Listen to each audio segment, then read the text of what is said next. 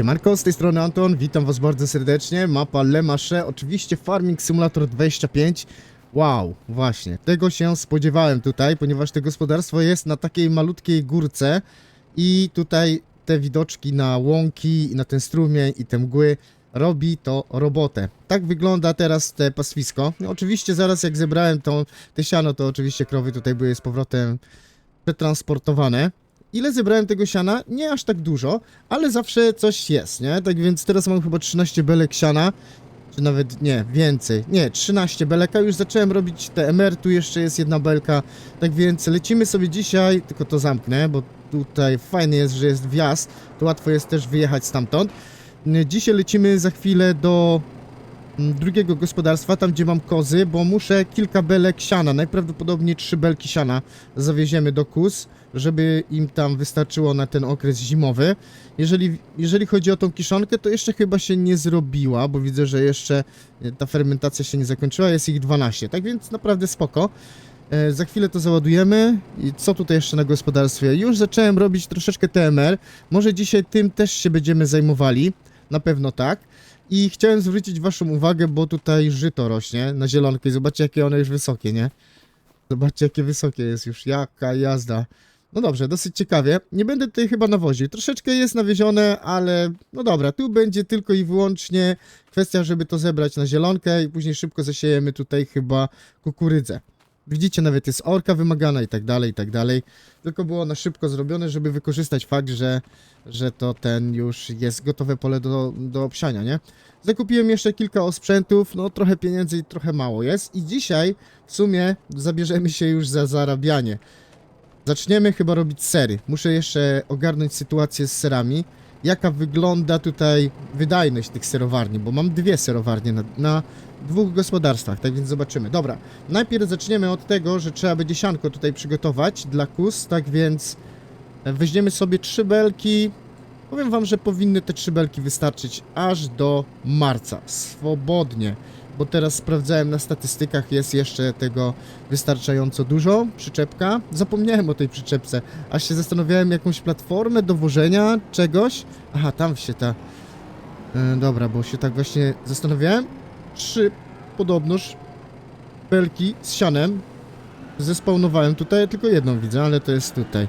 Nie no, nie będziemy tak stawiać na maksa. Przyczepkę chyba nawet tam zostawimy, bo ewentualnie jeżeli jakiś ser będzie, no to stamtąd się później ten ser na tą przyczepkę wrzuci, czy coś takiego. W sumie nawet nie wiem jak to będzie wyglądało, szczerze mówiąc, tą produkcją, bo tutaj mamy, jeżeli się nie mylę, to mamy 2 rodzaje sera koziego i chyba jeden rodzaj, jeżeli się nie mylę, jeden rodzaj tutaj krowiego sera, które są dedykowane dla tego regionu we Francji i tak dalej. Jest cała historia dotycząca tego sera. Chyba nawet na Discordzie zostało wrzucone, już nie pamiętam, ale chyba coś wczoraj zostało tam wrzucone. Właśnie w kontekście tego sera. Dobra, nie jest to istotne.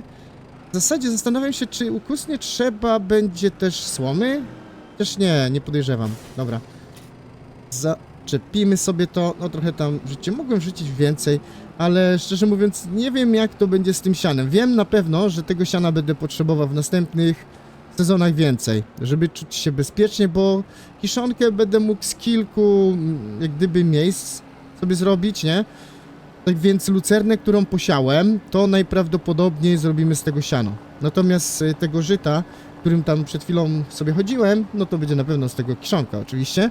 Ale zobaczcie, jeszcze jest soja, tak więc jeżeli szybko tutaj ogarniemy te wszystkie roboty, to prawda kombajn już jest wepchnięty tak na styk jest wepchnięty do stodoły, ale można by tutaj zrobić jeszcze kilka kontraktów. Zobaczcie, jest ciemno jeszcze, bo jest dopiero 8. Jak szybko to ogonię, no to jeszcze będzie coś ciekawego. I teraz tak, patrzmy jak ta trawa wygląda. Ja tu tylko wapnowałem. Nie trzeba za bardzo nawozić, nie ma jakichś dużych wymagań. Może zobaczymy jak to będzie zimową porą, bo jeszcze mamy jesień, tak więc no dosyć już tutaj 3 z 7. Szybko to odrasta, tak więc fajnie.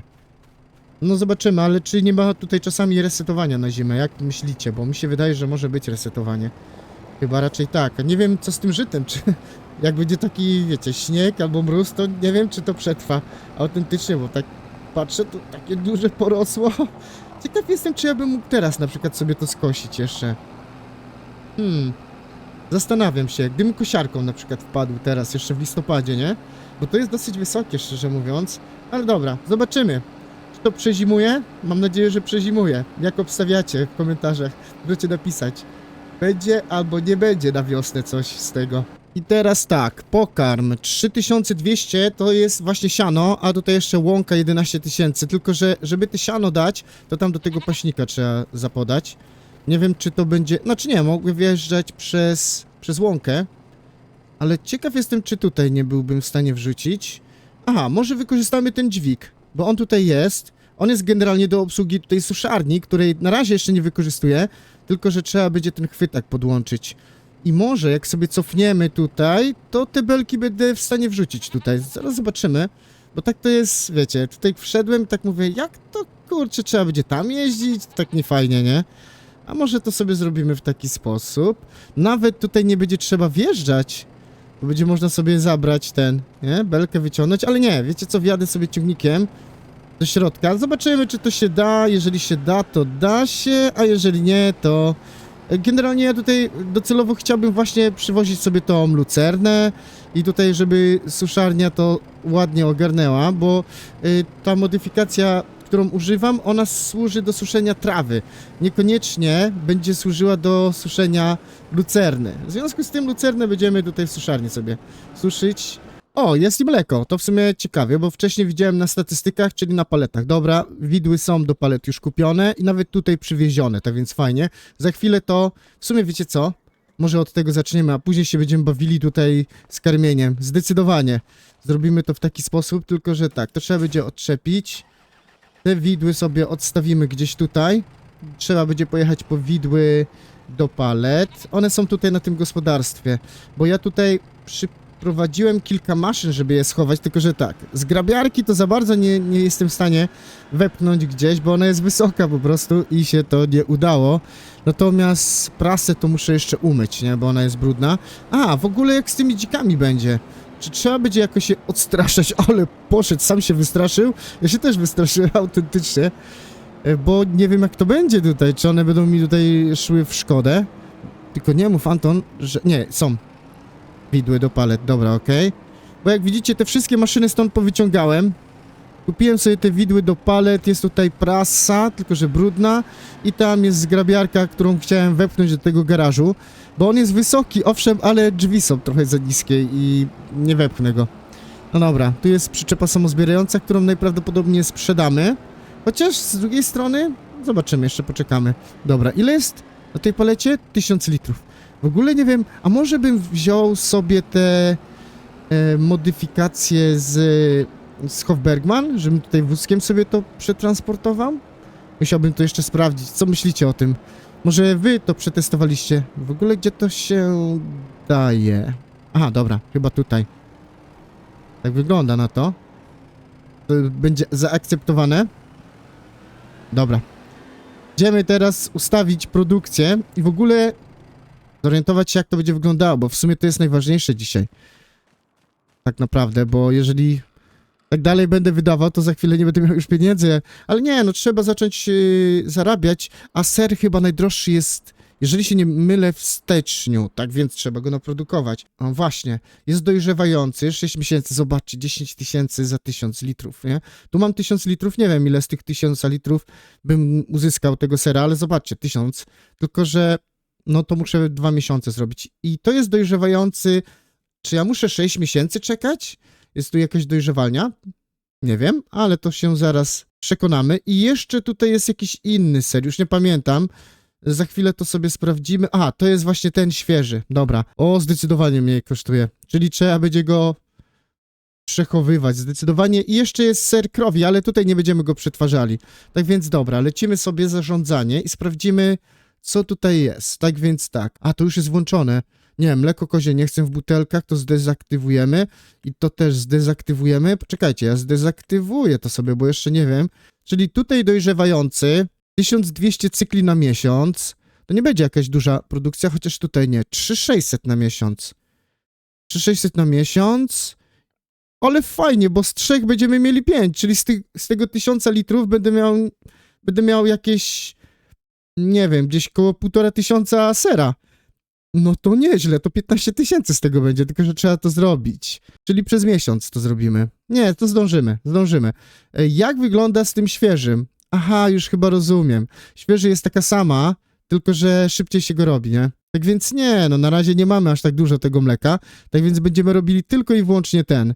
Tak mi się wydaje, że to będzie dobry pomysł. Zostawię tylko te 1000 litrów, zobaczymy jak to szybko przerobi. Podejrzewam, że to dzisiaj już będzie zrobione, nie? Tak więc spoko. Gdzie tu się włącza światło? Dobra. Tu jest ciemnawo trochę. Fajnie. Fajnie, żeby były jeszcze jakieś animacje, że coś tutaj... Nie widzę. A nie, jest to. Aha, pracuje, dobra, okej.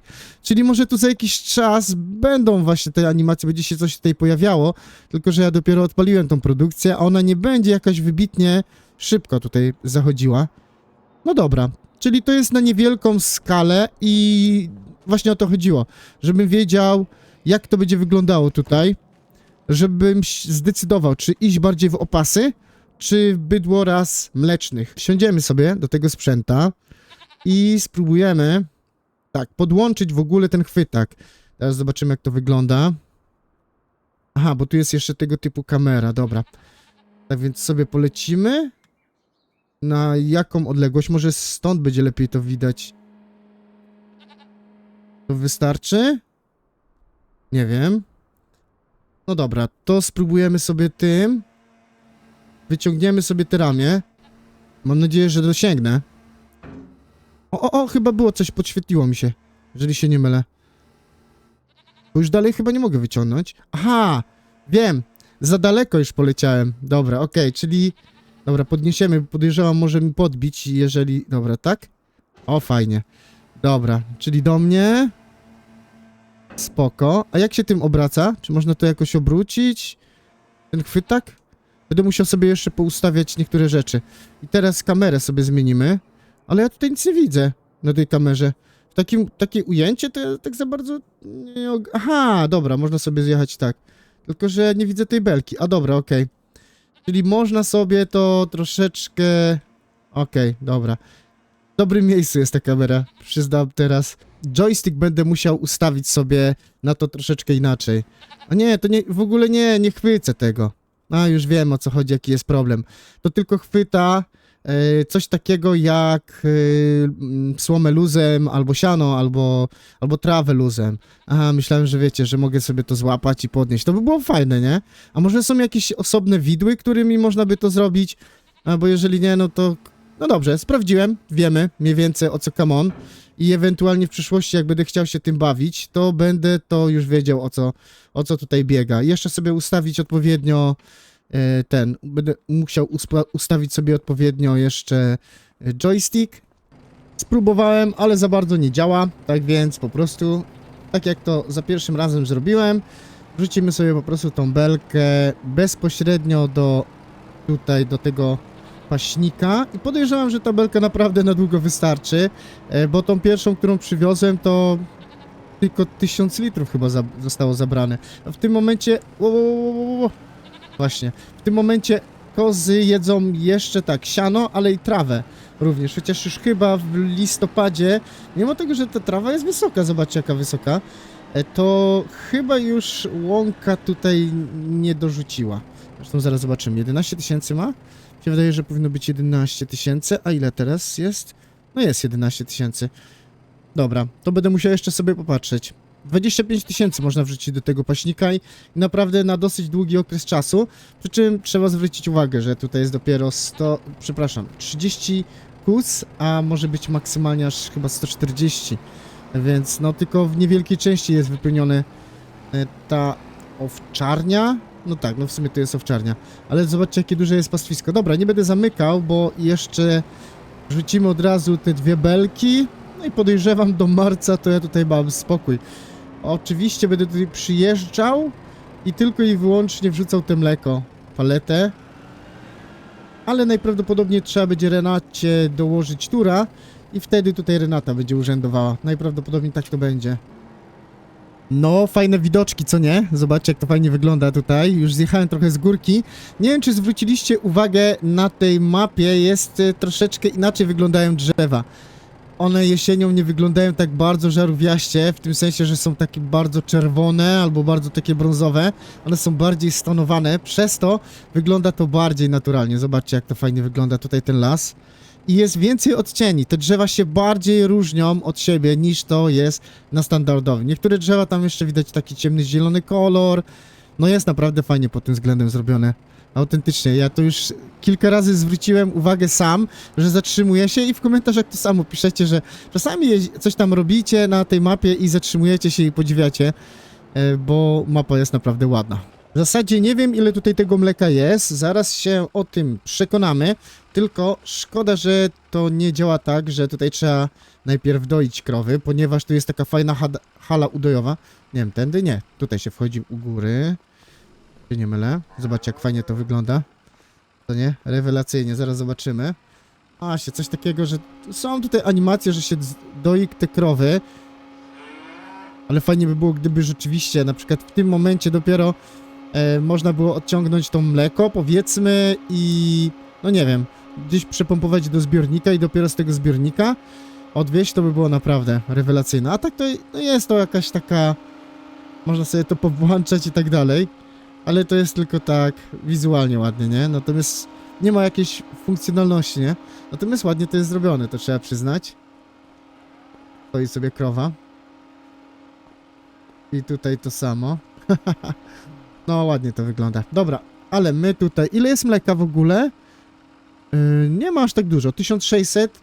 No, ale to dopiero, tak jak powiedziałem, od jakiegoś czasu dokupiłem sobie jeszcze 10 sztuk, bo tak to były tylko 3 cimentale. One tak dużo tego mleka nie dawały. I teraz dopiero troszeczkę ruszyły z kopyta. Ale w sumie, wiecie co? Zaraz sprawdzę, jaka jest wydajność i... Bo ja nie jestem do końca przekonany do tego, żeby tutaj było dużo krów ras mlecznych, bo jeżeli ta wytwórnia sera nie będzie jakaś bardzo wydajna, a wydaje mi się, że niekoniecznie będzie tak, no to może lepiej zainwestować w bydło ras mięsnych, którego hodowla naprawdę może się opłacać.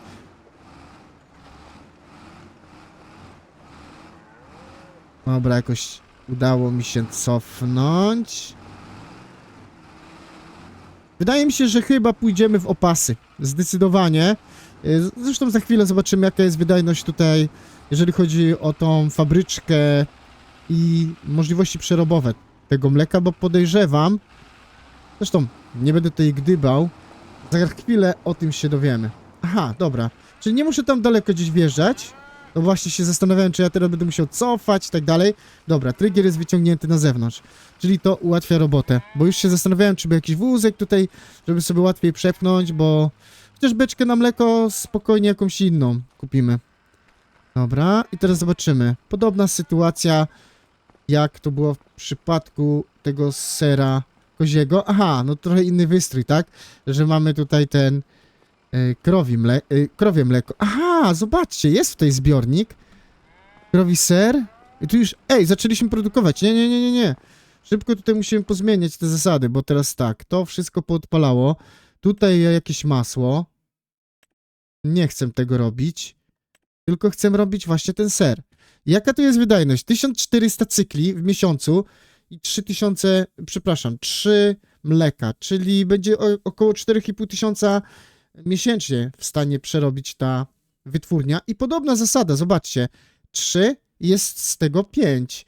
Czyli podejrzewam, że będzie, nie wiem, jakoś 6000 litrów sera, maksymalnie tak w miesiącu, no gdzieś w takich okolicach. Natomiast 4500 mleka będzie potrzebne tutaj.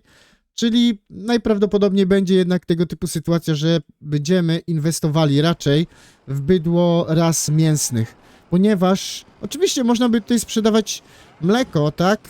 Wozić do mleczarni i tam sprzedawać, ale wiadomo, że lepiej jest przerabiać. Natomiast tutaj krowy ras mlecznych muszą mieć dobrą paszę, muszą mieć TMR, żeby były po prostu wydajne. Natomiast bydło ras mięsnych, no niekoniecznie. Można tam je na pastwiskach przytrzymywać i nie musimy aż tak mocno się tutaj nimi opiekować, nie? No oczywiście nie będzie wtedy obornika, ale ten obornik można też uzyskiwać, jeżeli będziemy je trzymali w oborze. Zresztą tu mamy obory dla opasów i w ogóle zastanawiam się, czy te cielaki, żeby je nie przewieźć do tej obory dla opasów. I chyba tak będzie zrobione. Zresztą zaraz to sobie zobaczymy. Jak widzicie, troszeczkę ten budynek wystaje poza, no, poza tą drogę, nie? Ja to na live'ie chyba mówiłem, że ten budynek zlikwiduję. Jeszcze pomyślimy. Może nawet tą oborę też. Albo ją postawimy gdzieś w innym miejscu, bo tu i tak wodę trzeba dolewać, nie? Przywozić, tak więc. No i zobaczcie, jak one tutaj się prezentują. Też znalazłem sobie lokalizację, gdzie zaparkowałem sprzęt do przewozu zwierząt. Idealnie. I teraz tak. Wow, nieźle. 524 już kosztują, a ja kupiłem je ze 300. No więc to jest naprawdę fajna rzecz. One naprawdę szybko im tutaj wartość przyrasta, nie? To właśnie to jest ten duży plus, nie? Z nich mleka nie ma, ale ich wartość szybko wzrasta i chyba maksymalnie w wieku 3 lat osiągnie prawie 8000, czy tam 7,5. To będzie naprawdę już dużo. Dobra, tą beczkę sobie... W sumie wodę należałoby tutaj chyba pojechać i po wodę, ale dobra, to sobie później pojedziemy, ewentualnie po... To jest też fajna miejscówka. Nie wiem, czy tutaj w kałuży można by wodę zaciągnąć. No to sprawdzimy sobie autentycznie, bo tu jest kałuża i nie wiem, czy z tej kałuży będzie można wodę zaciągnąć. Bo wiem, że z innej kałuży autentycznie można zaciągnąć wodę. Można, proszę bardzo. No więc niedaleko trzeba jeździć, nie? Ale to jest trochę przegięcie moim zdaniem. Bo tu jest fajny taki strumień i jest taki brud i jak się przejeżdża przez ten brud, to można wtedy ze strumienia zaciągnąć wodę. Fajnie by było, gdybyśmy, jak pobieramy stąd wodę z tej kałuży, to żeby ona wyschła. Dobra, chociaż mamy pełną tutaj beczkę wody, to dla cielaków będzie... Tylko tak, gdzie my tutaj nawrócimy? Czy tutaj gdzieś... No trzeba będzie wjeżdżać na łąkę najprawdopodobniej. Bo tutaj zobaczcie, już posiane. Aha, w ogóle chcę zobaczyć, jak lucerna wygląda. Gdzie to jest? Nie w tym kierunku. Tak, bo tu lucernę posiałem. Zobaczcie, jak ona jest wysoka. Ja to mógłbym autentycznie już skosić, nie? To tak w listopadzie. Wiecie co? Też zobaczymy. Troszeczkę zobaczymy, jak to będzie zimową porą. Ona, podejrzewam, będzie zredukowana. Tak więc, no dobrze. Niech sobie będzie zredukowana. To się okaże w grudniu. Łohoho, panie, co się tutaj stanęło? Uwielbiam te drogi na tej mapie, ponieważ na tej mapie... O właśnie, coś takiego jest teraz. Tutaj się autentycznie robią kolejiny w tych drogach i teraz jest tego typu sytuacja, że ciągnik nie może w ogóle podciągnąć tej beczki, bo jedno koło jest w jednej kolejinie, drugie jest w drugiej, jeszcze jest zblokowane i ciężko jest przeciągnąć. Ja teraz muszę przednimi kołami próbuję wyjechać z kolei, tak wiecie, na trawę wjechać, tylko że tutaj jest, nie wiem, czy to dobrze widać. O, może zobaczcie na te koła. To rzadko jest na mapach zrobione, nawet na Hofbergman w pierwszych wersjach to było zrobione, ale ludziom to się nie podobało, bo było zbyt trudno jeździć. Autentycznie, no tutaj jest mój błąd, że ten ciągnik rzeczywiście nie jest jakiś tak wybitnie tutaj silny. Dodatkowo ta beczka ma wąskie koła i... O właśnie, teraz udało mi się. Właśnie, ja tak za mocno skręciłem i się normalnie... Zobaczcie, ta beczka ściąga do tyłu. Jaka jazda. No fajna jest to rzecz, nie? Ale wyobraźcie sobie, ludzie na przykład nie byli zadowoleni na Hofbergman, że takie właśnie efekty są. Dlatego teraz na Hofbergman już nie ma takich dróg. Zostały tam, nie wiem, ze 2 albo 3 takie odcinki, a większość już jest zrobiona tak inaczej. Tak normalnie, nie? Dobra, tutaj tak poryłem, że nie trzeba będzie case'em tutaj przyjechać. Zobaczcie, jakie są tutaj kolejny. Nie wiem, czy tutaj niestety nie widać tego dobrze, natomiast jak się jedzie ciągnikiem, to odczuwasz, nie? Lecimy ratować sytuację, zobaczymy, czy się uda. No, jeżeli tutaj te opony mają wpływ, to fajnie by było mieć na tej serii, tutaj na tej mapie, modyfikację, którą będziemy mogli sobie regulować ciśnienie powietrza w oponach. To by było dobre, nie? Bo tutaj ta beczka ma wąskie też koła, nie? I to dlatego też.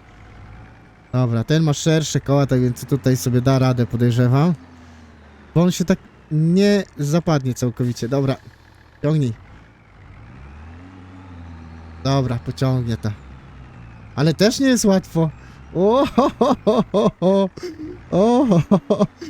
No, proszę bardzo. Tutaj tak porozjeżdżałem, że teraz nawet Fiat ma problem. Panie, trzeba będzie wycofać, naprawdę zjechać. Jaka jazda. No, pójdzie teraz. Jedz! Zobaczcie te lewe koło tutaj. Jakby jakiś kamień był, czy coś takiego. Dobra, tym kołem może rozjedziemy to.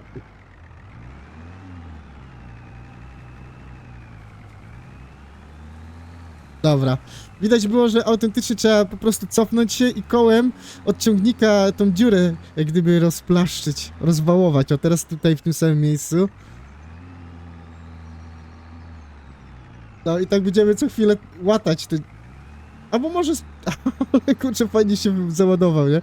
Najlepsze jest to, że bez żadnych modyfikacji tutaj na tej mapie coś takiego jest, nie? Ja od samego początku mi się ta droga podobała. Chyba już od razu w pierwszym odcinku tak już po tej drodze dosyć dużo jeździłem, bo od razu mówię, o, jakie tutaj fajne rzeczy się dzieją. Dobra, próbujemy tak, Dobra, jakoś się uda tutaj. Oj, to nie trzeba będzie chyba zmienić koła tutaj na balony, a nie na takie wąskie w tej beczce. Bo tu będzie naprawdę ciężko. Niepotrzebnie pojechałem po tą wodę tutaj, autentycznie. Tak więc powiem wam, że to był głupi pomysł, żeby tutaj pojechać, żeby z tej kałuży próbować zaciągnąć sobie wodę. To jest jedna rzecz, bo teraz, raz, że to głupio wygląda, a teraz wyjedź stąd. Dobra, spróbuję w te kolejny wjechać, nie? Dobra, cofnijmy. Będzie troszeczkę jazdy.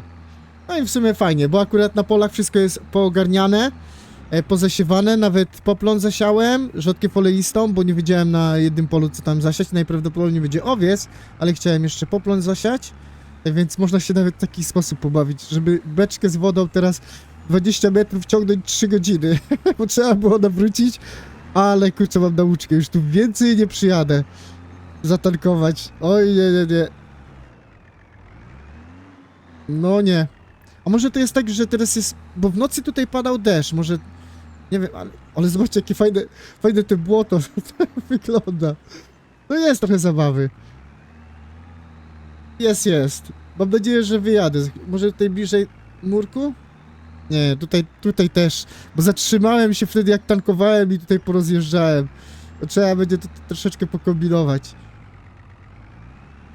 Aj, nie idzie. Nie, powoli. No nieźle to jest. Nie podejrzewam, że w sumie fajnie by było, gdyby tutaj zastosował tą modyfikację na kontrolowanie ciśnienia w oponach. To by było fajne. Tylko trzeba by odpowiedni sprzęt do tego jeszcze dobrać, nie? No, chyba wyjedziemy. Dobra, już tutaj sobie... Tak, już sobie tutaj te kolejny rozjechaliśmy i wreszcie wyjedziemy. No fajna zabawa, to trzeba przyznać. No ta beczka troszeczkę musiała ważyć, no i te koła chyba. No dobrze, troszeczkę emocji było, a teraz czas do roboty, bo tutaj musimy zrobić sobie troszeczkę tego TMR-u. Tutaj w sumie mam chyba jeszcze TMR, tak więc ten TMR zużyjemy. Tak, zużyjemy go i zaczniemy robić nowy TMR.